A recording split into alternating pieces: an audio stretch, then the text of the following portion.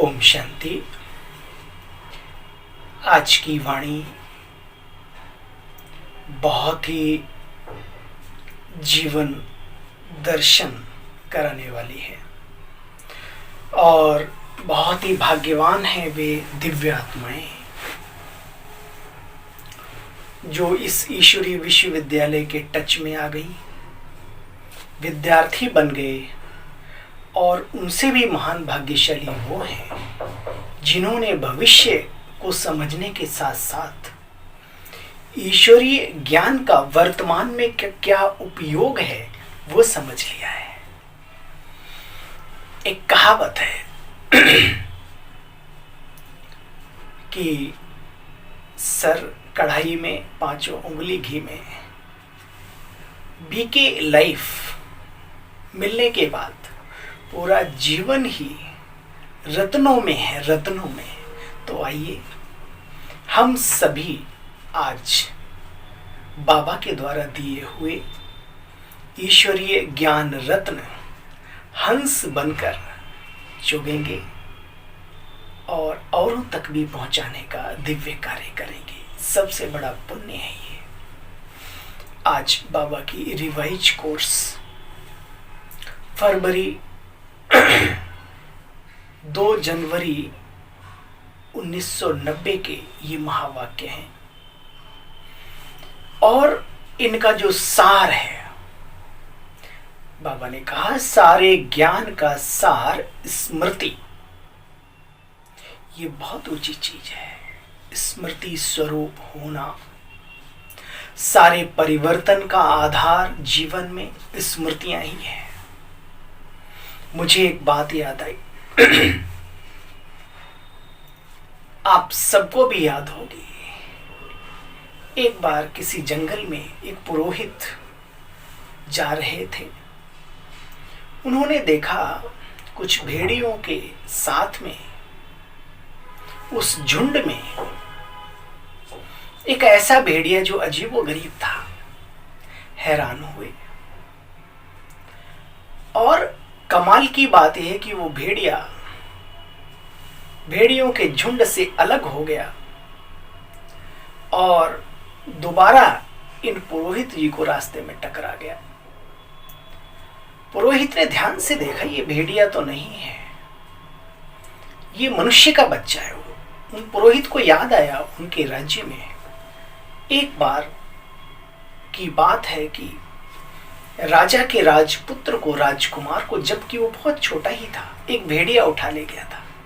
पुरोहित बड़े विद्वान थे, वो जानते थे कि पशु भी बड़े दयालु होते हैं। वो किसी भी बच्चे को कभी कभी पाल भी लेते हैं खाने की बजाय।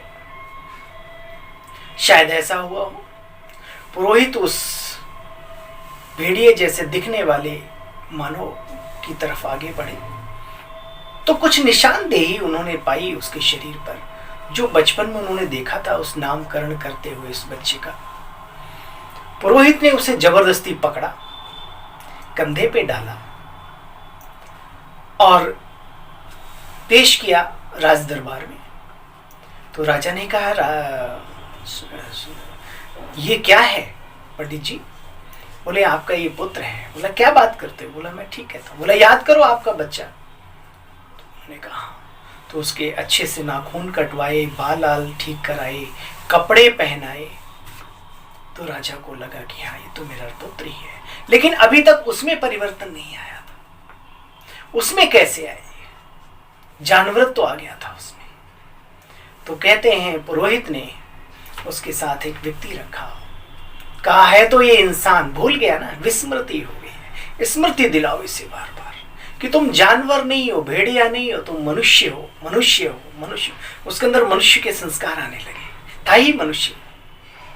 फिर उसे याद दिलाया गया कि मनुष्यों में भी तुम विशेष हो, यानी राजपुत्र हो, इस राज्य के अधिकारी हो, राजकुमार हो, भविष्य के राजा हो। और एक दिन ऐसा हुआ कि जंगलों में भेड़ियों के साथ भटकने वाले को वो गद्दी हासिल हुई और स्मृति जैसे जैसे उसके अंदर ठहरती गई, उसके संस्कार, उसकी आदतों में बदलाव आता गया। इस विद्यालय के टच में आने के बाद यही होता है हम सबके साथ। तो आइए, शुक्रिया है बाप दादा का और दिल से धन्यवाद अदा करें हम उन निमित्त आत्माओं को जो इस उच्च श्रेष्ठ कार्य में लगी हुई हैं, निमित्त बनकर त्याग तपस्या का सहज मार्ग अपनाकर हम सबकी सेवा में जो उपस्थित हैं, दिल से उन्हें भी धन्यवाद करें जिन्होंने हमारे जीवन को परिवर्तन की दिशा में लाया।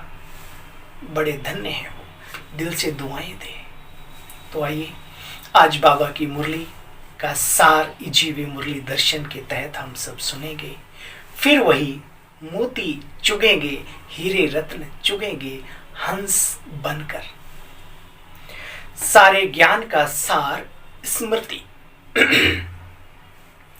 आज समर्थ बाप अपने चारों ओर के समर्थ बच्चों को देख रहे हैं। हर एक बच्चा अपनी समर्थी प्रमाण आगे बढ़ते जा रहे हैं।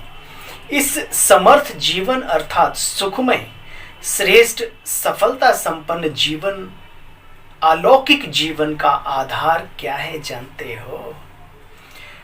आधार है एक शब्द, स्मृति।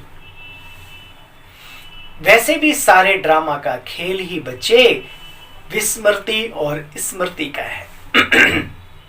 इस समय स्मृति का खेल चल रहा है। बाप दादा ने ब्राह्मण आत्माओं को परिवर्तन किस आधार पर किया? सिर्फ स्मृति दिलाई ना कि आप शरीर नहीं हो, आप एक अजर अमर अविनाशी विशेष विशेष विशेष आत्मा हो। इस स्मृति ने ब्राह्मण आत्माओं को, इस स्मृति ने देखो ब्राह्मण आत्माओं को कितना अलौकिक परिवर्तन कर दिया। अनेकानेक अनुभवों से भरा है ये ईश्वरीय विश्वविद्यालय। कितने जीवन, उज्जवल जीवन को जी रहे हैं। उनके पास में जाकर बैठिए, बताएंगे कि वो पहले क्या थे और अब क्या है। बाबा ने कहा सब कुछ बदल गया ना। मानव जीवन की विशेषता ही है बच्चे स्मृति। जिसे स्मृति रहती है मैं किस कुल का हूं, किस खानदान का हूं, वो कभी भी उसके विपरीत कार्य नहीं करता, रोक लेता है अपने आप को।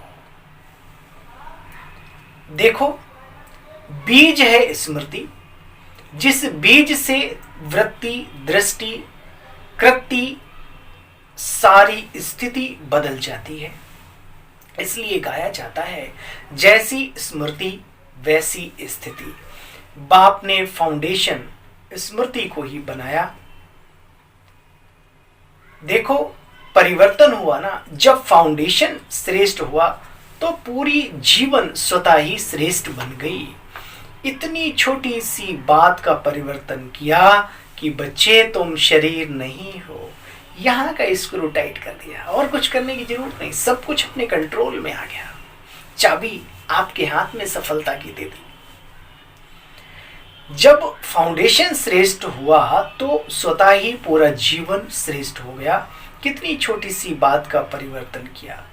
याद करो, इस परिवर्तन होते ही आत्मा मास्टर सर्वशक्तिमान होने के कारण स्मृति आते ही समर्थवान समर्थ स्वरूप बन गई। अब यह समर्थ जीवन बच्चे कितना प्यारा लगता है ना। स्वयं भी स्मृति स्वरूप बने, औरों को भी स्मृति दिलाकर क्या से क्या बना देते हो बच्चे। इस स्मृति से सारा संसार ही बदल गया। यह देखो ईश्वरीय संसार कितना न्यारा और कितना प्यारा है। अच्छा लगता है ना, सभी को गर्व होता है कि हम इस संसार के भांति हैं, इस परिवार के सदस्य बन गए। कमाल है। देखो चाहे सेवा अर्थ संसारी आत्माओं के साथ भी रहते हो, लेकिन मन और बुद्धि हमेशा अलौकिक रहता है ना, क्योंकि स्मृति चेंज हो गई। हम कौन थे, अभी हम क्या हैं, फिर क्या बनने वाले हैं। अगर देखो बच्चे, अगर रास्ते में बहुत ही इंपॉर्टेंट पॉइंट है, अगर रास्ते में साइड सीन्स ना हो तो वो रास्ता अच्छा नहीं लगता। बिल्कुल सीधा सपाट कुछ इधर उधर हो ही ना, मजा नहीं आएगा। इंजॉय करते हो जब साइड सीन आते हैं। तो ऐसे ही जीवन में बाबा ने कहा तो रास्ता अच्छा नहीं लगता, बोर हो जाएंगे ना। ऐसे ही स्मृति स्वरूप समर्थ स्वरूप आत्मा के लिए परिस्थिति कहो, पेपर कहो, विघ्न कहो, प्रॉब्लम्स कहो, ये सब उसके जीवन की साइड सीन है। इनमें एंजॉय करो, मजबूत बनो, इनमें घबराओ नहीं। बाबा ने कहा स्मृति में है कि यह मंजिल के साइड सीन है, अनगिनत बार पार किया है और इस बार भी पार करेंगे ही करेंगे। साथी कौन है? जीत किसकी है? याद करो, हे अर्जुन, तू सिर्फ गांडीव लेकर के खड़ा रहे, विजय तेरी निश्चित है। लेकिन कब? जब गांडीव लेके खड़े रहोगे। अगर वहां पे भी गड़बड़ाओगे तो फिर उसके लिए भी कहा, यादगार है हम सबकी। ना मानो तो तुम भाग के देख लो मैदान छोड़ के। यही लोग तुम्हें कायर और निकम्मा कहेंगे, नपुंसक कहेंगे, जिनको तुम अपना मान रहे हो, और ये तुम्हें मार डालेंगे, छोड़ेंगे नहीं। इसलिए हे अर्जुन, गांडीव लेकर के खड़े रहो, साथ में मैं खुद तुम्हारे हूं। ईश्वरीय महावाक्य है, ईश्वरीय प्रतिज्ञा है, भगवान की प्रतिज्ञा है। बच्चे अडिग रहो, अटल रहो, बाकी कार्य मेरे ऊपर छोड़ दो, तुम्हारे सोचने का भी काम मैं स्वयं करूंगा और करता है। बाबा ने कहा देखो बच्चे, स्मृति में है कि यह मंजिल के साइड सीन्स हैं, अनगिनत बार पार की है, नथिंग न्यू। इसका भी फाउंडेशन क्या हुआ? स्मृति। नथिंग न्यू, हजारों बार, अनगिनत बार पार किया, स्मृति हुआ ना। अगर यह स्मृति भूल जाती है, अर्थात फाउंडेशन हिला, तो सारी बिल्डिंग हिलने लगती है। तो बोलो मीठे मीठे बच्चों, आप सब तो अचल है ना, दूसरों को अचल बनाने का भी कार्य कर रहे हैं ना। सारी पढ़ाई के चारों सब्जेक्ट का आधार भी स्मृति ही है।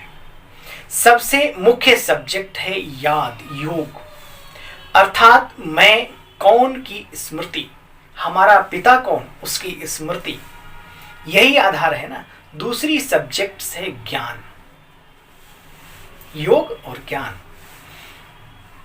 देखो, रचता और रचना का ज्ञान मिला, उसका भी फाउंडेशन क्या है? स्मृति। रचयिता कौन और उसकी रचना कैसी है? शुरू में क्या थी, अब क्या है, फिर क्या बनने वाली है। सारी नॉलेज की भी स्मृति रहे, इसलिए कहा गया नॉलेज फुल ही पावरफुल एक दिन बन जाता है। देखो, तीसरी सब्जेक्ट है दैवी गुण। दिव्य गुणों की स्मृति दिलाई कि आप ब्राह्मणों के यह गुण हैं। गुणों की लिस्ट भी स्मृति में रहती है ना, उसी प्रमाण कार्य करते हो। तो दिव्य गुणों को भी कर्म में लाने के लिए स्मृति चाहिए, स्मृति स्वरूप। मैं ब्राह्मण हूं, मैं गंदी चीज खा नहीं सकता, सोच भी नहीं सकता, टच भी नहीं कर सकता। स्मृति आ गई ना, जीवन बदल गया। तो दिव्य गुणों का आधार क्या हुआ जानते हो? सदा स्मृति। मैं दैवी घराने की आत्मा, दिव्य गुणधारी आत्मा हूं, मेरी दिव्यता सदा कायम रहे, उसके लिए हमें स्मृति स्वरूप बनना पड़ेगा। चौथी सब्जेक्ट सेवा। सेवा द्वारा किसी भी आत्मा को स्वरूप, सेवा द्वारा किसी भी आत्मा को स्मृति स्वरूप नहीं बना सकते। साथ साथ सेवा है ही स्वयं की और बाप की स्मृति दिलाना। स्थूल या वैसे सेवा करके आप नहीं स्मृति स्वरूप बना सकते। सेवाओं के साथ साथ सभी को उनके स्वरूप की, बाबा के स्वरूप की बार बार स्मृति दिलाना, ये बहुत बड़ी सेवा है। तो चार ही सब्जेक्ट का फाउंडेशन क्या हुआ बच्चे? याद करो, स्मृति। तो सारे ज्ञान के सार का एक ही शब्द हुआ ना, स्मृति, स्मृति, स्मृति और स्मृति। ठीक है, अच्छा। बाबा ने सभी टीचर्स को सामने रखते हुए कुछ महावाक्य उच्चारण किए। हम सब के लिए है क्योंकि खुद का टीचर तो हम सब खुद हैं ही हैं। सभी टीचर्स तो स्मृति स्वरूप है ना, चारों ही सब्जेक्ट्स में स्मृति स्वरूप। मेहनत का काम तो नहीं है। टीचर्स का अर्थ ही है अपने स्मृति स्वरूप फीचर्स से औरों को भी स्मृति स्वरूप बनाना। आपके फीचर्स ही औरों को स्मृति दिलाएं कि मैं आत्मा हूँ। मस्तक में देखें चमकती हुई आत्मा व चमकती हुई मणि। जैसे सांप की मणि को देख करके सांप की तरफ कोई ध्यान नहीं जाएगा, मणि की तरफ जाएगा। तो टीचर्स ऐसे अविनाशी चमकती हुई मणि को देख देह भान की स्मृति में कोई ना आए, अटेंशन स्वतः ही आत्मा की तरफ चला जाए, क्योंकि जिस स्मृति में हम रहते हैं वही फ्रीक्वेंसी सामने वाले को टच होती है। तो आत्मिक स्वरूप में रहते हैं तो आत्मा ही दिखाई देती, ना कि ये बॉडी। बाबा कहते हैं देखो टीचर्स इसी सेवा के निमित्त बने हो। विस्मृति वालों को स्मृति दिलाना, ये है टीचर्स की सेवा। टीचर्स अर्थात सदा नेचुरल, निरंतर स्मृति स्वरूप, सो समर्थ स्वरूप। खुद भी स्मृति स्वरूप, औरों को भी स्मृति स्वरूप बनाए और खुद समर्थ स्वरूप बने, शक्तिशाली। त्याग तो किया, लेकिन त्याग नहीं, क्योंकि प्राप्ति बहुत ज्यादा है। त्याग क्या किया, विचार तो करो बच्ची। सिर्फ सफेद साड़ी पहनी, वह तो और भी ब्यूटीफुल बन गई हो, फरिश्ते परियां बन गई हो। वाइट वैसे भी शांति और सादगी और स्वच्छता का प्रतीक है। परियां बन गई हो, और क्या चाहिए। बाकी खाना पीना छोड़ा आदि आदि, तो वह तो आजकल डॉक्टर्स भी कहते हैं बच्चे ज़्यादा नहीं खाओ, कम खाओ, सादा भोजन करो, शरीर के लिए नुकसानदायक। तो छोड़ा क्या, उल्टा अपनाया। आजकल तो डॉक्टर्स भी खाने नहीं देते ना। बाकी क्या छोड़ा, गहना पहनना। अच्छा तो बाबा कह रहे हैं आजकल तो गहनों के पीछे भी चोर लगते हैं। तो अच्छा किया ना जो छोड़ दिया, या तो समझदारी का काम किया। इसलिए त्याग का पदम गुणा भाग्य मिल गया। टीचर्स जो त्यागी है वो भाग्यशाली है। अच्छा, फिर बाबा ने दिल्ली जोन वालों को सामने बैठे थे ग्रुप में, उनको संबोधित किया। जिसके ऊपर परमात्मा छत्र छाया है उसका कोई क्या कर सकता है। स्मृति स्वरूप में आ जाए कि बाबा ने हमारे लिए ये महावाक्य मुरली के द्वारा कहे, जिसके ऊपर परमात्मा छत्र छाया है उसको कोई क्या कर सकते। इसलिए बच्चे सदा फख्र में रहो कि हम परमात्मा छत्र छाया में रहने वाले हैं, है ना। मुझे वो बच्चे की याद आती है, बस में बैठा था और कंडक्टर ने पैसे मांग लिए। वो किसी प्रधान गांव का था, उसका जानने वाला। बोला चलो मैं उस गांव से निकलोगे ना मैं तुम्हें बताऊंगा। तो बाबा यहाँ कह रहे देखो उसके अंदर कितनी, हालांकि वो रॉन्ग है, बाबा ने यहाँ सिखाया है। बाबा ने कहा कि जिसके ऊपर परमात्मा छत्र छाया है उसको कोई क्या कर सकते हैं। इसके लिए फख्र में रहो कि हम परमात्मा छत्र छाया में रहने वाले हैं। अभिमान नहीं, लेकिन रूहानी फख्र।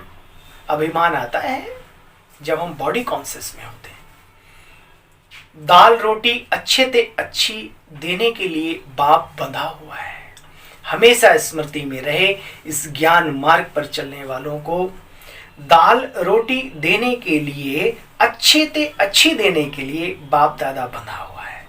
रोज 36 प्रकार के भोजन नहीं देंगे, लेकिन बच्चे दाल रोटी प्यार की जरूर जरूर जरूर जरूर मिलेगी। और क्या चाहिए, जो फकीरी में मजा है।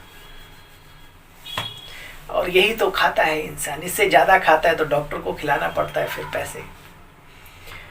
देखो निश्चित है, इसको कोई टाल नहीं सकता। भक्ति में अनेक कहानियां बनी हुई हैं, विवेकानंद से लेकर के और अनेक भक्तों की। हम तो उसके डायरेक्ट बच्चे हैं, ना अपनों की चिंता ना अपनी चिंता। बाबा कहते हैं कोई टाल नहीं सकता, तो बच्चे फिक्र किस बात का, तो बच्चे फिक्र किस बात का। दुनिया में फिक्र रहता है कि हम भी खावें, पीछे वाले भी आकर के खावें, तो आप भी भूखे नहीं रहेंगे, और बाप का वायदा है आपके पीछे वाले भी भूखे नहीं रहेंगे। एक ब्राह्मण, एक ईश्वरीय संतान, उसके टच में जो भी होंगे, श्रेष्ठ कर्मी होंगे, सुकर्मी होंगे, दिव्य गुणधारी होंगे, तो ऑटोमेटिकली संसार चलाने वाला सारे संसार को चला रहा है। अपने बच्चों की जिम्मेवारियों का क्यों उसे ध्यान नहीं है क्या? इसलिए निश्चिंत होकर आगे बढ़ें और सभी को आगे बढ़ाने में मदद करें।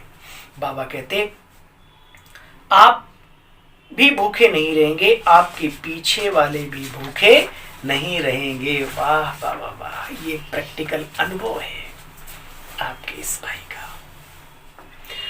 तो भाग्य विधाता भगवान ने आपके मस्तक पर श्रेष्ठ भाग्य की लकीर खींच दी, बेफिक्र बादशाह हो गए। भाई हम तो हो गए, वह टोपी या कुर्सी वाले बादशाह नहीं, बेफिक्र बादशाह। पोत्रों धोत्रों का भी फिक्र तो नहीं है, आपका कल्याण हो गया तो उनका जरूर हो जाएगा, चिंता की बात नहीं।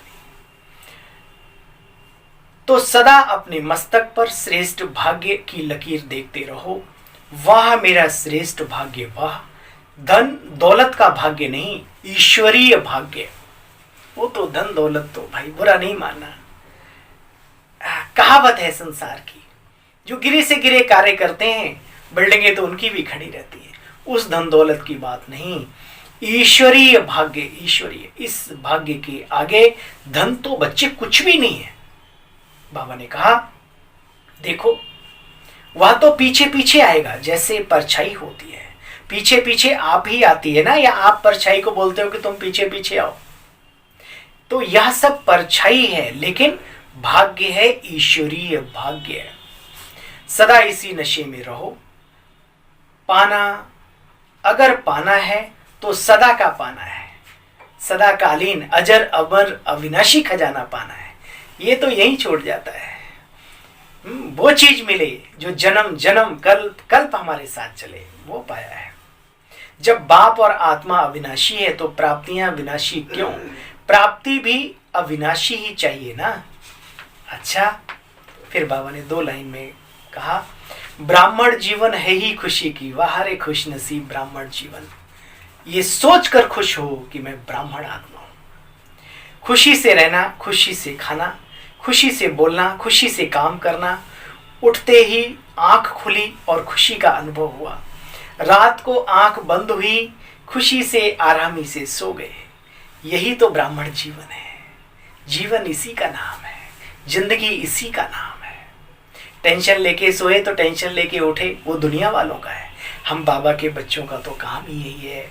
आंख खुले तो खुशियों का भंडार, आंख बंद हो तो सुख के सागर में हिलोरे लेते हुए सो जाएं हम सब, है ना। तो देखिए, अहम की बात नहीं, अपने भाग्य पर गर्व करो। दुनिया में कहते हैं हमें गर्व है इस बात पर, हमें गर्व है इस बात पर, हमें गर्व है हम बाबा के हैं, बाबा हमारा है, ये गर्व रखो। अच्छा, सदा निरंतर स्मृति स्वरूप समर्थ आत्माओं को, सदा स्मृति स्वरूप बन हर परिस्थिति को साइड सीन अनुभव करने वाले विशेष आत्माओं को, बाप सदा बाप समान चारों ओर स्मृति की लहर फैलाने वाले महावीर बच्चों को, सदा तीव्र गति से पास विद ऑनर होने वाले महारथी बच्चों को बाप दादा का याद प्यार नमस्ते। हम सब रूहानी बच्चों की, रूहानी बाबा तुम्हें नमस्ते नमस्ते नमस्ते। कितनी बार नमस्ते कहें उतनी कम है। वाह रे प्रभु, कितनी चिंता करते हो अपने बच्चों की। हर बच्चे का खिला हुआ चेहरा देखना चाहते हैं आप, हर बच्चे को हल्का देखना चाहते हैं, फरिश्तों जैसा उड़ना देखना चाहते हैं। वाह रे दिल वाले बाबा, वाह। आज का वरदान पुरुषार्थ की यथार्थ विधि द्वारा सदा आगे बढ़ने वाले सिद्धि स्वरूप भव। पुरुषार्थ की यथार्थ विधि है अनेक मेरे को तेरे में परिवर्तन कर, एक मेरा बाबा इस स्मृति में रहना, और कुछ भी भूल जाए लेकिन यह बात कभी ना भूले, एक मेरा बाबा, मेरा बाबा। मेरे को याद नहीं करना पड़ता, उसकी याद स्वतः ही आती है। मेरा बाबा दिल से कहते हो तो योग शक्तिशाली हो जाता है। तो इस सहज विधि से सदा आगे बढ़ते हुए सिद्धि स्वरूप बनो। आज का स्लोगन है, माया जीत बनना है तो स्नेह के साथ साथ ज्ञान के फाउंडेशन को मजबूत करो। क्या जाता है आजकल तो कुछ लगता भी नहीं।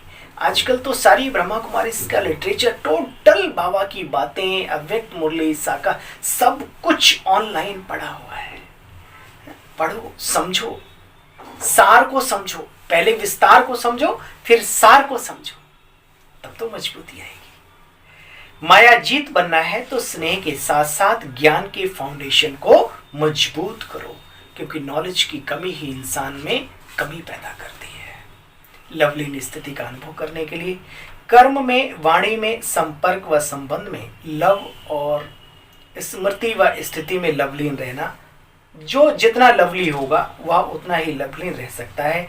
आप बच्चे बाप के लव में लवलीन रहे, औरों को भी सहज आप समान व बाप समान बना देते हो। देखो दादियों के जीवन को, बाबा के प्रभु प्यार में मस्त मस्त मस्त। चलो, शुक्रिया बाबा आपका जो आपने हमें अपना लिया। सभी भाई बहनों से निवेदन है, वीडियो को लाइक करें, शेयर करें और चैनल को सब्सक्राइब करें। धन्यवाद। ओम शांति, ओम शांति।